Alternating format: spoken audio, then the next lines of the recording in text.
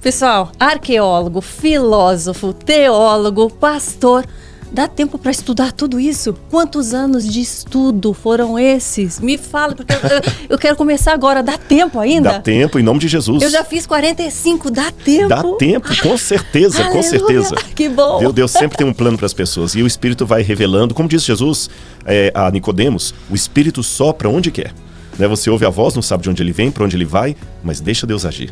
Como foi o agir de Deus na sua vida? Como começou essa vontade de saber mais, de estudar mais, de se aprofundar mais, com tanto estudo, né? Com tanta dedicação? Puxa, Karine, engraçado que em termos assim normais de escola, na minha época eu falava de primeiro e segundo grau, hoje é ensino médio, fundamental, eu fui um aluno até medíocre, estava na média ali, com notas baixas para uma matéria, melhor noutras e tudo mais. Eu era assim também. Exatamente, tal qual.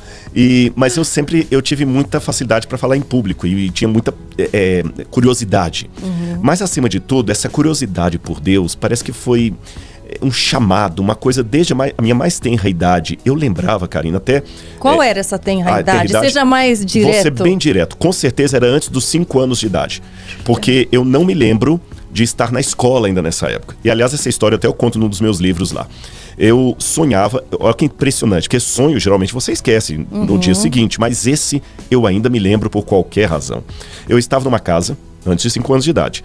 E nessa casa, eu lembro que o céu estava cinza e começaram a chover pedras. E eu ficava assustado e perguntava para uma senhora de idade, o que está acontecendo? E ela falou, vai lá fora olhar. Deus está voltando. Eu saía da casa e via nas nuvens uma silhueta, como se fosse de um homem com uma túnica larga, regendo assim, como se fosse um maestro.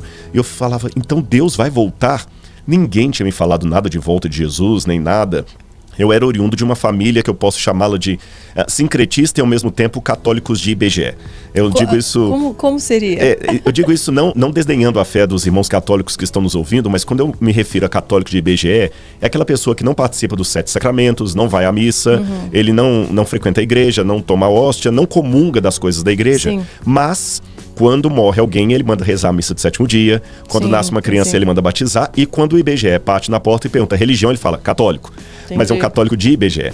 E além disso, eram sincréticos, porque também havia uma mistura com o espiritismo e tudo mais. E somado a toda essa coletânea religiosa meio confusa, a minha mãe, às vezes, ela ia... quando tinha um missionário, ela ia no missionário, colocava o copo lá em cima do rádio pro missionário e também ia ao centro espírita e também rezava a Ave Maria. Sim. E além disso, posso dizer assim, uma pocilga de emoções. Por que eu estou dizendo? Muita violência doméstica, desajustes e tudo mais. E eu sentia que em Deus eu teria um refúgio contra aquelas dores emocionais que eu já trazia desde a infância. Isso você sozinho. Sem ninguém te doutrinar, sem ninguém te passar nada. Eu só fui ter algum conhecimento de religião, digamos assim, quando eu já estava aí com os meus 7 anos, aproximadamente, 6, 7 anos, que uma senhora... muito amiga da minha mãe, que eu considerava tia, apenas de consideração, falava assim, Edith, o nome da minha mãe, você tem que criar esse menino numa religião e vou mandar ele para a igreja. E minha mãe não gostava do padre, não gostava da missa, e os filhos dela passavam domingo para me levar para a missa. Então ali eu comecei a entender o que era Bíblia, aquela coisa toda e tal, e fui crescendo até com o desejo de ser padre. Depois, quando eu tinha 12 anos de idade, eu tive uma guinada, quando eu descobri na Bíblia algumas coisas que não eram muito... coerentes com aquilo que eu... aliás, na verdade, aquilo que eu pensava não era muito coerente com o que eu estava descobrindo na Bíblia. Sim.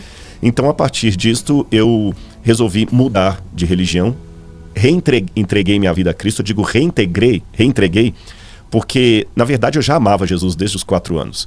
Mas eu não sabia o tanto de coisas que me diziam a respeito dele. Sim, eu não sabia que ele ia voltar, eu não sabia que ele era o Filho de Deus, o significado da morte na cruz do Calvário. E cada dia que eu fui descobrindo, eu fui me apaixonando mais e mais, e estou nessa caminhada com Jesus até hoje, numa faculdade que não encerrará nessa terra. Eu também estou nessa. Eu também acho que... eu nasci em família católica, estudei em colégio de freiras, e nós íamos na minha infância e pré-adolescência também na igreja esporadicamente, mas havia esse conflito também de crenças. né? E eu passei a ter mais entendimento recentemente também, porque na minha cabeça o que eu ouvia era que Deus é amor, Deus, basta você ter boas atitudes, boas ações, querer o bem. A minha família sempre me deu bons exemplos com relação a como tratar o próximo, como tratar com respeito, a ser solidário. A gente tem uma ONG também há 30 e poucos anos. Então eu já tinha esse conceito do que é ser bom ao próximo, mas eu não sabia como agradar mais a Deus. E eu passei a ter esse entendimento quando eu passei a querer estudar a Bíblia. Por isso que eu incentivo tantas pessoas hoje. Eu falo, gente, eu também tinha boas intenções, eu também sempre tinha boas ações, sempre quis o bem do próximo, mas eu não me preocupava tanto com o que a mais eu poderia aprender, e é infinito, né? Esse percorrer, né, pela busca da sabedoria é tão enriquecedor. Eu falo que as pessoas falam, é fácil você falar, você que tem tudo, você que teve fama, você que tem, né, não passa fome, não passa necessidade. Eu acho que é muito mais difícil pessoas que estão numa condição boa reverenciar a Deus, dar o devido crédito, né, ao Filho que morreu na cruz por nós, do que alguém que passa necessidade, né? Com e as certeza. pessoas confundem isso, né? Com certeza. E aliás, Karina, até você falou aí, conhecer mais desse Deus, eu queria colocar 2 pontos em relação ao seu comentário, concordando com ele. O primeiro, se você me der a liberdade de usar você mesmo como exemplo, você tem o Henrique, que é o seu filho, né? Henrico. Você falou dele ali com carinho, eu acordei o Henrico e tudo mais. O seu olho brilhou quando você falou do Henrico. Então eu vejo que tem uma relação de amor entre vocês dois. Permita-me usar essa relação para ilustrar a nossa relação com Deus. Agora imagina você como mãe do Henrico, não sabendo, você fala o tempo todo em casa, supondo, você não ouve o Henrico, não sabe do que ele gosta, não sabe o que ele gosta de comer, não sabe o que ele gosta de vestir. Você, na verdade, não tem uma relação. Por mais que você fale, não, eu conheço o Henrico. Mas se ele não fala nada, imagina que ele entra em casa, só você fala. Imagina que você não saiba o gosto dele, o que ele gosta de comer, não sabe nada a respeito dele. É uma relação desequilibrada. Da mesma forma, Deus. Se eu tenho uma relação com Deus, mas eu não escuto o que Deus gosta, o que Deus quer, o que Deus deseja, seria como no exemplo que eu dei aqui. Seria uma relação descompensada. Agora, como é que você sabe os desejos do Henrico? Ouvindo-o, conversando com ele, deixando que ele também se pronuncie. É a mesma coisa com Deus. Imagine se já tivesse para adiantar o manual de instruções do Henrico, que é a Bíblia. Exatamente, gente, Deus deu isso aqui. Então o Espírito fala. Quando eu estou orando, eu estou falando com Deus. Comparando ao Henrico, né? Sim. Mas quando eu estou lendo a Bíblia, é Ele que está falando comigo na voz do Espírito. E o segundo ponto que eu queria colocar, que eu achei muito bacana, você fala assim, olha, muita gente pensa, eu sou bom e tudo mais. Certa vez, Jesus estava com os discípulos em Cesareia de Filipe. E ali era um lugar muito pagão. Eu até te falei, de um dia você ir a Israel, você vai conhecer esse lugar aqui. E esse lugar tinha muitos ídolos, muita coisa contrária à vontade de Deus. E Jesus levou os discípulos justamente para esse lugar, completamente bagunçado espiritualmente, cheio de pessoas boazinhas. Não estou falando que todos os pagãos são ruins. Eles estavam indo ali até para poder agradar de alguma maneira a divindade. Sim. Aí Jesus, naquele lugar mais incomum, mais impensado, chama os apóstolos e fala assim, que dizem os povos que eu sou? Aí eles devem ter perguntado, por que o senhor trouxe a gente aqui para perguntar isso? Por que não perguntou lá no Mar da Galileia, que era um lugar mais tranquilo? É como se eu tirasse agora todas as pessoas de uma igreja e levasse para Cracolândia e perguntasse assim, pois é, o que vocês acham do evangelho aqui? Poxa, não podia perguntar lá? Aí eles começaram a responder, bom, uns falam que o senhor é João Batista, outros falam que é Jeremias, outros falam que é um profeta ressuscitado. Interessante. E vocês? Quem dizem que eu sou? Quando Jesus perguntou isso, em primeiro lugar, perceba que ninguém estava falando coisa ruim de Jesus. Eles não responderam assim, uns dizem que o senhor é um canalha, que é um farsante, que é um demônio. Disseram coisas bonitas a respeito de Jesus, mas não eram a verdade a respeito dele. Então não adianta dizer coisas bonitinhas a respeito do céu. Deus é amor, tá? Mas que mais? Que mais? Essa estava aqui nas minhas perguntas, assim, porque com a Nova Aliança, com o Novo Testamento e tudo mais, ficou-se resumido os mandamentos. E muita gente se apega somente a esta frase, Deus é amor, amai a Deus sobre todas as coisas e seu próximo como a ti mesmo. Isso, agora que vivemos, né, e que vivemos sobre a Nova Aliança, invalida todos os outros mandamentos? De maneira nenhuma. Eu vou até pedir licença. Porque as pessoas focam naquilo e falam, mas não precisa pensar nisso, isso era na época da lei, não sei o que. Então agora parece que as pessoas se acomodam. Olha, então eu amo, agora vou só, Deus é amor, aceitar tudo. Tudo graça, então tudo bem. Esquece, não existe nada, nenhuma diretriz, nenhuma direção que a gente tem que seguir, só apenas acharmos que estamos amando e demonstramos amor, e já estamos salvos, já estamos sentindo paz, felicidade. Não. E aliás, salvação. Amor por amor, Buda também me dá. Não é? Amor por amor, o budismo me dá isso. O hinduísmo me dá isso. Agora, eu até vou chamar a atenção do pessoal em casa, vou contar uma coisa de bastidor, viu, gente? Olha o meu privilégio. Eu amei a sua Bíblia. Estou usando a Bíblia. Achei a sua cara, só Bíblia que não, muito mais a minha. Que é a dela. Porque eu estacionei o carro a umas 2 ou 3 quadras daqui, não, na verdade uma quadra seguinte aqui, e acabei deixando a minha Bíblia lá. Para não voltar para pegar a Bíblia, a Karina gentilmente me emprestou a dela. Olha, gente, eu vou dar aqui pro pessoal que te segue. Isso é Bíblia de pessoa que quer conhecer realmente a palavra de Deus. Ó, tudo aqui anotada. Não, e dentro tá tudo coloridinho. Estou também. Vendo aqui, comprei o lápis próprio que não borra da página na outra. Olha, mas eu jamais poderia pegar minha Bíblia e fazer assim, porque as minhas anotações na Bíblia não são tão bonitinhas assim, não. Mas eu vou, usando aqui, com licença, sua Bíblia, eu vou responder a sua pergunta se Jesus veio mudar a lei ou os profetas, o Antigo Testamento. Vamos ler aqui Mateus capítulo 5, versículo 17 em diante. Jesus falou o seguinte, estou passando até com cuidado aqui, porque tá tudo tão bonitinho aqui para não... Tô passando folha a folha, gente. Se fosse a minha, já tava... É igual dirigir carro dos outros, né? A gente dirige com mais cuidado. Olha o que Jesus falou assim. Não pensem que vim abolir a lei ou os profetas. Percebeu? Eu não vim para abolir, mas para cumprir. Aí alguém fala, não, mas cumprir, então quer dizer que veio cumprir, acabou. Não, vamos continuar. Ele disse assim... então ele cumpriu, a gente não precisa cumprir. Porque ele continua dizendo, digo-lhes a verdade. Enquanto existirem céu e terra, de forma alguma desaparecerá da lei a menor letra ou o menor traço, até que tudo se cumpra. Quando eu entrei aqui pra gente poder ter esse bate-papo, eu olhei pra cima, tinha céu. Tem. E ainda tem terra. Tem. Então não passou. As profecias todas não se cumpriram. Então isso aqui também não passou. E ele continua dizendo, todo aquele que desobedece ao menor desses mandamentos, ainda que dos menores, e ensinar os outros a fazerem o mesmo, será chamado menor no reino dos céus. Mas todo aquele que praticar e ensinar esses mandamentos, será chamado grande no reino dos céus. Então o próprio Jesus respondeu. Agora, por que fala amar a Deus sobre todas as coisas e ao próximo como a ti mesmo? É muito simples de entender. Se você olhar os 10 mandamentos, geralmente nos desenhos, nos livros, nas Bíblias ilustradas, são 2 tábuas de pedra. Aliás, no Êxodo, Moisés até traz as tábuas de pedra, no plural. E no hebraico até está no dual, quer dizer que são 2 tábuas mesmo. Nos 4 primeiros mandamentos, são todos mandamentos referentes à minha relação com Deus. Não ter outros deuses diante de Deus, não tomar o nome de Deus em vão, não adorar imagens de escultura, guardar o Shabat. São relações da humanidade para com Deus. Na segunda tábua, são relações da humanidade com a humanidade. Honrar pai e mãe, não matar, não adulterar, não cobiçar, não mentir. Ou seja, são relacionamentos sociais. Então, na primeira tábua, eu tenho o resumo do mandamento que diz amar a Deus sobre todas as coisas. Os 4 primeiros mandamentos. Sim.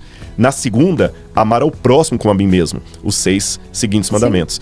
Então, o mandamento se resume a uma questão de amor. Agora, para fechar essa resposta aqui, tem uma coisa importante que eu tenho que dizer, Karina. Para não cairmos no legalismo. Eu não sei se alguém que está assistindo a gente nesse momento, em qualquer lugar do Brasil ou do exterior, porque eu sei que tem muito alcance o que você produz aqui, eu não sei se haverá advogados brasileiros. Isso aqui funciona pelo menos pelo direito brasileiro. Você sabia que se entrar um bandido na sua casa, um ladrão, e você, para defender a sua honra, a sua família, qualquer coisa, brigar com o ladrão e pegar uma arma, legítima defesa, e matá-lo, apesar de ser legítima defesa, naquele primeiro momento, você teria que fugir do flagrante. Por quê? Porque se a polícia vier, você vai ser preso, porque o flagrante houve ali. É aquela questão da fuga do flagrante. Então, se você entende de leis, mesmo que você matou ali em legítima defesa, mas você tem que fugir. Agora, imagine você fugindo Quais são as preocupações que passam na cabeça? Bom, eu posso imaginar algumas. Por exemplo, nossa, eu matei um bandido. E se ele tiver comparsas que vão vingar depois da morte dele? Gente, quando eu saí correndo, eu deixei tudo aceso, eu deixei a minha carteira em cima da mesa com documento, com cartão de crédito. Eu preciso agora procurar meu advogado e não estou nem com o celular na mão. E se eu vou ter que mudar daquele lugar ali? E se eu for preso? São pensamentos dessa natureza. Sim. Agora eu quero mudar a ilustração. Suponhamos numa fatalidade que você está em casa limpando uma arma de uma coleção do seu avô e você não viu que ela estava municiada. E acidentalmente você mata a queima-roupa a sua filhinha de 3 anos de idade. Ai, credo, não quero nem pensar nesse negócio aí. Mas vamos imaginar a cena só para entender a dor. Legalmente falando, repito, legalmente falando, você também tem que evitar o flagrante.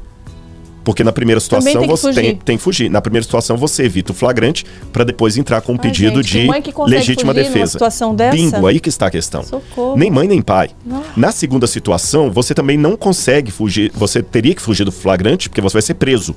Mesmo que depois você fale que foi acidentalmente. Mas por que na primeira você foge e na segunda não? Quais os pensamentos que estariam passando na sua cabeça no segundo caso? Documento em cima da mesa? Ligar para advogado? Não. O único e exclusivo pensamento é: eu feri alguém que eu amo. Com essas ilustrações fortes, eu reconheço, você vê a diferença entre guardar os mandamentos de Deus por amor ou por legalismo. Em ambas as situações, a regra é clara: fuja do flagrante. Só que na primeira, eu matei um desconhecido, não tem nada a ver com ele. Aí eu me preocupo com a carteira, preocupo com o advogado, preocupo com o cartão de crédito, preocupo com a vingança. Na segunda, não. É um pensamento apenas: eu matei alguém que eu amo. Quando eu quebro algum dos mandamentos de Deus, por qualquer razão que não seja o amor, eu fico preocupado com a consequência, vai que alguém descobre, estou perdido, as consequências serão ruins, medo do inferno. Mas quando você quebra os mandamentos, amando a Jesus, a sua dor é como no segundo caso. Eu feri alguém que eu amo. Eu não estou chateado pelas consequências, eu estou triste porque eu magoei alguém que eu amo. Essa é a diferença.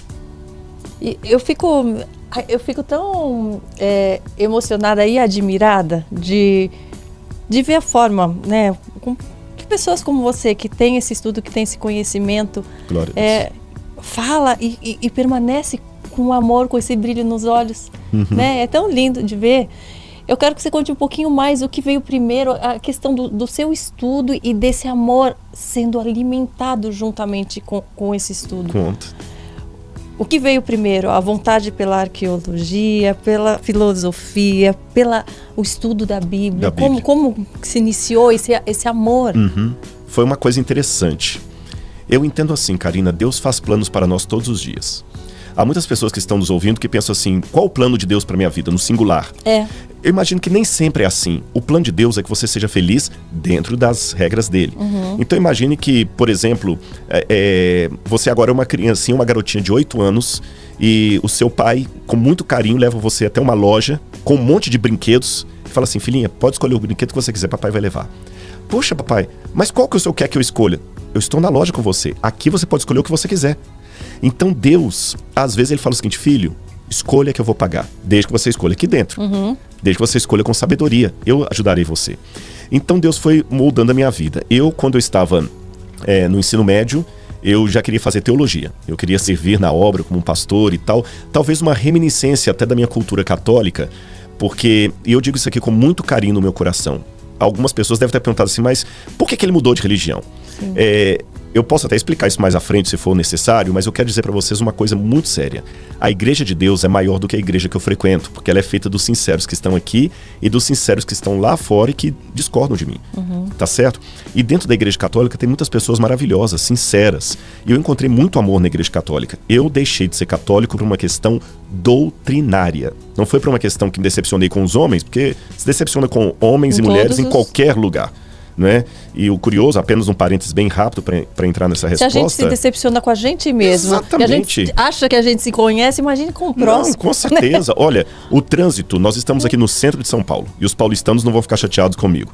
Mas o trânsito aqui às vezes é caótico no horário do rush, né? Terrível. Quem já não tomou uma fechada de algum barbeiro ali, o pessoal chama de domingueiro, aquela coisa toda, às vezes é uma moto, às vezes é um caminhão, aquela coisa toda.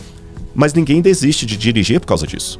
Quem aí que é torcedor de futebol, que nunca decepcionou com o time, com o técnico, e ninguém deixa de vestir a camisa do time, mas com a igreja a gente deixa, porque decepcionou. Sim. Então, assim, decepções você tem em todos os lugares. Você tem que orar a Deus para que você não seja decepção para o outro. Claro. A partir disso, como eu falei, eu deixei a Igreja Católica por uma questão doutrinária, não foi por uma questão de vulgarizar a fé de muitos irmãos católicos sinceros.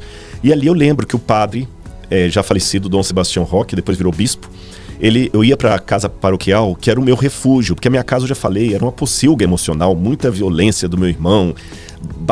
Aliás, terrível. Muitas pessoas sofrem com isso, né? Pessoas que Muito. já estão no caminho de Deus, que são cristãos e falam, como eu faço? Eu deixo a minha família, eu não deixo? Qual o seu conselho para esse... Eu repito as palavras do Cristo. Eu tento transformar a minha família, eu tento ser um exemplo dentro de casa, fora de casa. Você só tem... O Henrico só tem uma situação em que ele pode legitimamente desobedecer você. É se você der uma ordem contrária ao que Deus pediu para ele. É o único momento. Jesus falou, quem ama seu pai e sua mãe mais do que a mim não é digno de mim. Quem ama o seu filho ou sua filha mais do que a mim não é digno de mim. E não foi eu que os rejeitei. Teve uma situação que eu fui expulso de casa. Depois eu posso contar mais detalhes disso. E então, antes de me tornar adventista, o meu conflito ali, eu ia para casa do padre lá. E eu lembro que havia muitos livros de teologia que depois de muitos anos ele me doou a biblioteca dele. Então tinha livros de grego, hebraico, ele falava de Jerusalém, então já tinha aquilo ali. Quando eu estava no ensino médio já adventista, ainda tinha aquela sede teológica, eu queria servir na obra de Deus. E a única coisa que eu sabia de teologia é que a gente ia para uma universidade adventista, fazia o vestibular e tinha 4 anos para fazer o bacharel. Não sabia mais nada. Eu não sabia qual era o leque de matérias. Sim. Na verdade, eu queria ser um pastor. Ponto. Aí eu fui, fiz o vestibular, passei, aí que eu comecei a ter as matérias. Quando eu tive a primeira matéria de introdução geral à Bíblia, com o falecido professor Pedro Apolinário, que também dava aula de grego, teve uma coisa assim, eu falei assim, é isso aqui que eu quero estudar mais. E fiz o bacharel. Terminei o bacharel, fui trabalhar com um pastor no interior de Minas, depois eu saí, pedi uma licença e fui estudar. Aí fui fazer o mestrado.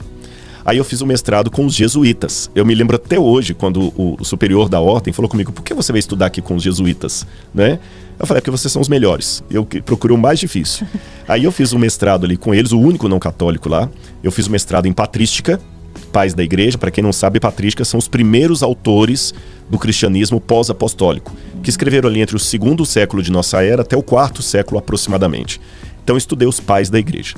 Depois que eu fiz patrística, aí eu comecei um doutorado, que não pôde continuar, porque teve polêmica a minha posição lá no meio dos jesuítas. Eu ia até te perguntar, porque você já tendo um certo conhecimento, né, de outra religião, do que você já tinha estudado, em algum momento aquilo iria se conflitar, né? Mas olha que interessante, eu posso dar um exemplo negativo e um exemplo positivo.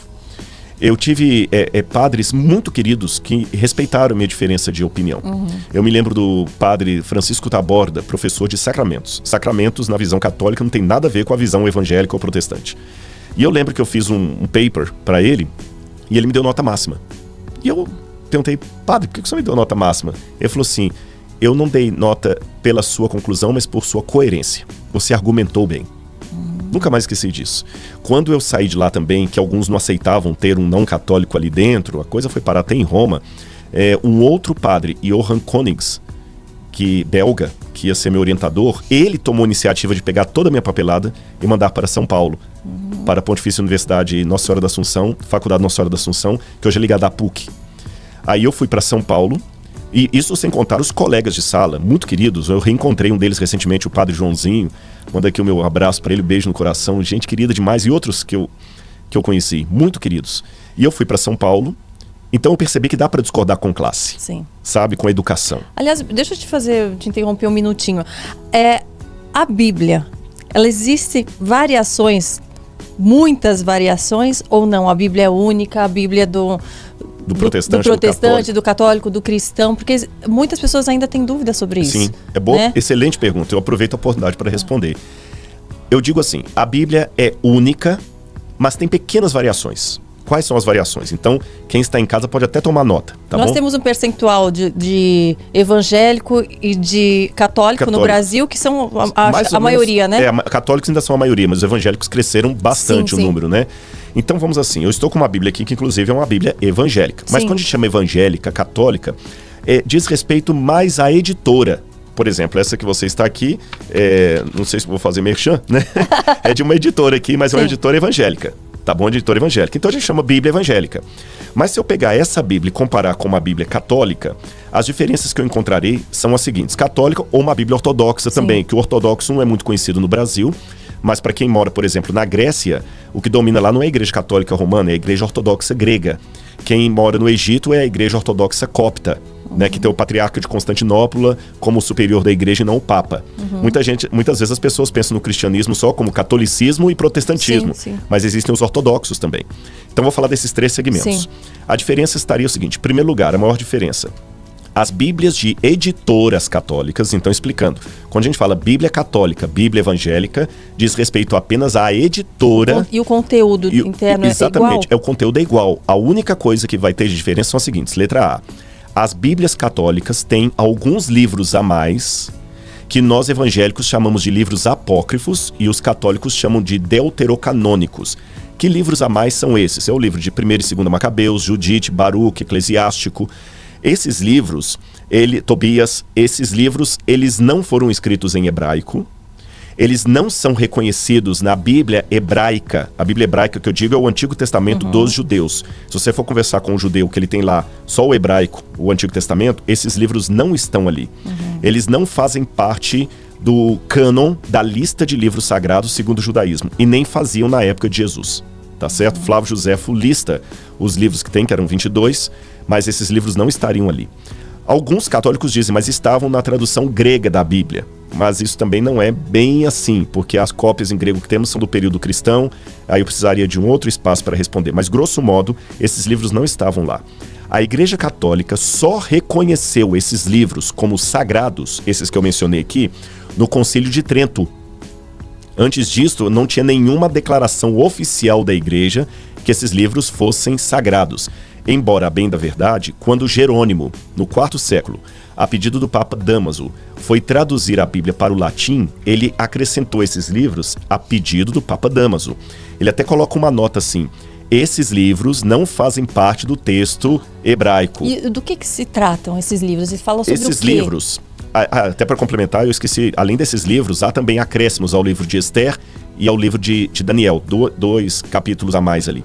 Esses livros tratam assim, por exemplo, Tobias é a história de Tobias que encontra com um anjo, e algumas dessas histórias entram até em conflito com outras doutrinas da Bíblia. Por exemplo, o anjo ensina para ele alguma coisa parecendo magia, sabe? De colocar um peixe na brasa para poder ter revelação. Isso é uma coisa meio estranha.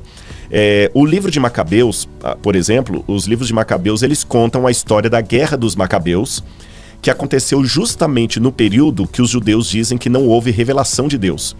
Porque mais ou menos 400 anos antes de Cristo, quase 4 séculos, Deus não tinha dado nenhuma revelação profética. Houve um silêncio profético. Os judeus dizem isso. E esse livro dos Macabeus foi escrito nessa época. Então são livros que até nos ajudam a conhecer a cultura judaica, mas não são livros, como os judeus dizem, que sujam as mãos. Essa é uma expressão idiomática do judaísmo. Sujar as mãos quer dizer um livro sagrado. Eu não sei se você já viu alguém em casa, quando um rabino vai ler a Torá numa sinagoga, ele pega uma mãozinha de metal chamada yad, e ele, tipo uma caneta, e ele vai lendo com uma caneta. É uma forma dos judeus respeitarem o livro sagrado, então eles não tocam, eles não leem assim, eles leem com aquilo ali, porque eles dizem que é um livro que suja as mãos, quer dizer, um livro sagrado. Para virar a página também? Vai com a mãozinha? Aí não vira porque é um rolo. Na sinagoga é em rolo. Olha. Você sabia que foram os cristãos que inventaram o caderno assim, né? Não sabia. Depois eu posso falar disso aqui. Mas existe também, não existe Torá já assim? Existe, mas foi criada pelos cristãos, esse formato.